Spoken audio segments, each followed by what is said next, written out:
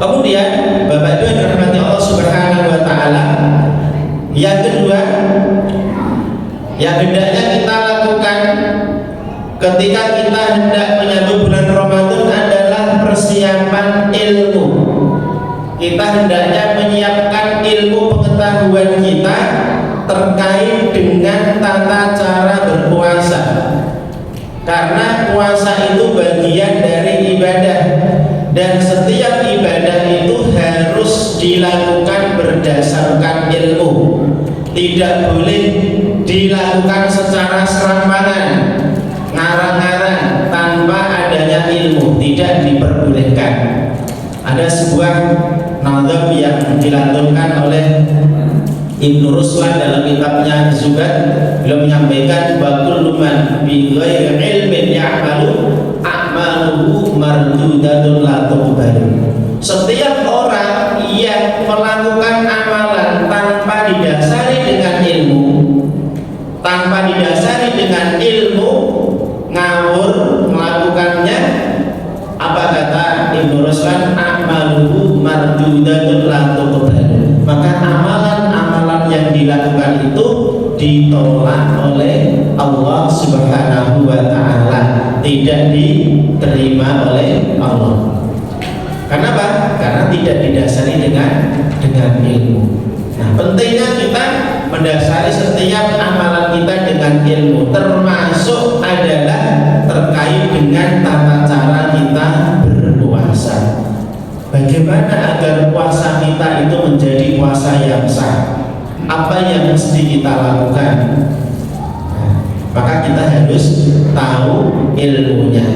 Syarat sah puasa misalnya, kita harus tahu hal-hal yang membuat puasa kita menjadi sah dan diterima oleh Allah Subhanahu wa taala. Paling tidak ada 4. Yang pertama adalah Islam. Ya, jadi orang yang puasa itu statusnya seorang muslim. Ini. Kemudian yang kedua adalah dia akalnya sehat, waras, bukan ada gangguan, tidak mengalami gangguan jiwa. Ya, ini menjadi syarat sahnya puasa. Kemudian yang ketiga adalah suci dari haid dan nifas. Orang yang berpuasa hendaknya suci dari haid dan nifas, ya, khusus bagi perempuan. Maka kalau ada seorang perempuan misalnya di sela-sela dia berpuasa kemudian haid, maka puasanya saat itu juga menjadi batal. Tinggal sebentar, misalnya tinggal 1 menit maghrib, kemudian haid, ya sudah batal puasanya. Tapi insya Allah tetap mendapatkan pahala dari Allah Subhanahu wa taala. Karena syarat sahnya puasa itu adalah harus suci dari haid dan nifas. Kemudian yang keempat, syarat sah puasa lagi adalah dilakukan pada hari-hari yang dibolehkan. Apakah ada hari-hari yang tidak boleh berpuasa? Ada, ya. Misalnya tanggal 1 Syawal itu tidak boleh, tanggal 10 Dzulhijjah tidak boleh, ya. 11, 12 dan 13 Dzulhijjah itu juga tidak boleh berpuasa. Ada 5 hari yang diharamkan untuk melakukan puasa. Nah, ini menjadi syarat sahnya puasa.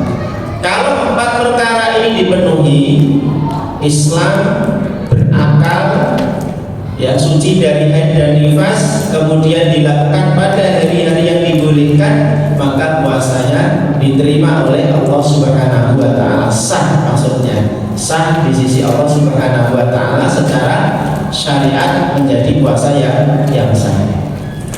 Bapak Ibu rahmati Allah Subhanahu wa taala.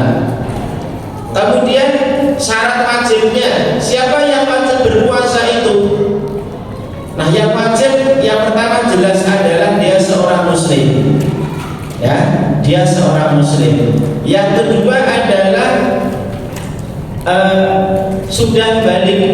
Jadi Jadi usianya sudah balik, ya, usianya sudah balik. Kalau laki-laki ditandai dengan mimpi basah, sudah pernah mimpi basah. Kalau perempuan sudah pernah haid, maka ini adalah menjadi tanda-tanda balik, ya. Kalau perempuan sudah haid, kalau laki-laki sudah mimpi basah. Meskipun kita ketika punya anak, punya putra belum balik, ya, kita juga diperintahkan untuk mengajarinya berpuasa. Misalnya usia 4 tahun belum balik atau 5 tahun belum balik, maka kita sebagai orang tua berusaha untuk melatih anak kita untuk berpuasa meskipun belum balik, sebisanya, ya, sebisanya. Kenapa harus kita lakukan? Agar nanti ketika sudah balik itu terbiasa. Jadi sebelum balik diajari dulu, ya, bagaimana cara puasa yang benar. Kemudian nanti ketika sudah balik itu sudah terbiasa. Ini juga berlaku untuk ibadah yang lain. Sholat, ya, meskipun anak-anak kita belum balik, tapi kita hendaknya mengajarinya sholat. Kemudian kita biasakan juga untuk sholat. Tujuannya apa? Agar nanti ketika dia sudah balik itu sudah terbiasa, nggak kaget lagi.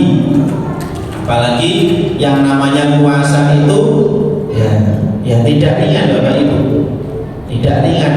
Buktinya banyak siang-siang banyak orang yang makan, ya. Mas-mas yang badannya gede, fisiknya kuat, makan, minum, ya, berarti kan berat ini, ya, bukan merupakan ibadah yang ringan. Maka perlu kita latih anak-anak kita. Meskipun kadang tidak kuat 1 hari penuh, tidak apa-apa, kita ajari puasa setengah hari, ya, setengah hari. Waktu masuk sholat zuhur, makan minum, setelah itu lanjut puasa lagi, ya. Tidak apa-apa, setengah hari dulu. Nanti tahun depan siapa tahu buat 1 hari penuh. Nah, ini mengajari anak-anak kita agar terbiasa berpuasa. Nanti ketika sudah balik menjadi terbiasa dan tidak kaget. Nah, ini.